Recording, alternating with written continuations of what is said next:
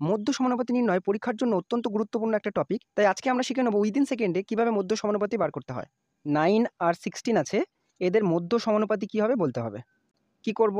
9 আর 16 গুণ করে বর্গমূল করে দাও, তাহলেই আনসার পেয়ে যাবে। 9 ষোলং 144, 144-এর বর্গমূল 12, বা 9-এর বর্গমূল কত? 3, 16-র বর্গমূল কত? 4, তাহলে 3 4 12। তাহলে 9 16-র মধ্য সমানুপাতি কত? 12। আরও একটা এক্সাম্পল দেখা যাক। 580 এর মধ্য সমানুপাতি কী হবে তাহলে? তাহলে আবার সেই একই রকম করব, 5 × 80, তাহলে 5 8 40 আর 0 মানে কত? 400। 400-র বর্গমূল কত? 20। তাহলে আমাদের মধ্য সমানুপাতি কত হয়ে গেল? 20। সাধারণ নিয়মে চেক করেও দেখে নিতে পারো এই অ্যান্সারগুলো ঠিক আসলো কিনা। 9 আর 16 আছে, তাহলে 16-এর মাঝখানে থাকবে মধ্য সমানুপাতি।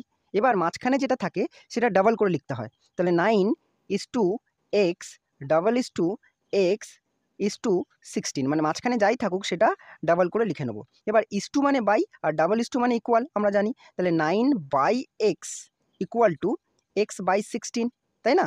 এবার কোনাকুনি বা আড়াআড়ি গুণ করতে পারি।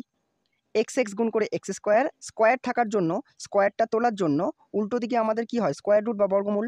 ভালো করে এবার অবজার্ভ করো, এটা আর এটা একই ব্যাপার না? দুটো সংখ্যা গুণ করেছি, স্কোয়ার রুট লিখেছি। তাই এত বড় প্রসেস না করে যে দুটো সংখ্যার মধ্য সমানুপাতি বার করতে বলেছে সে দুটোকে গুণ করে বর্গমূল করে দিলেই আমাদের উত্তরটা বেরিয়ে যাচ্ছিল।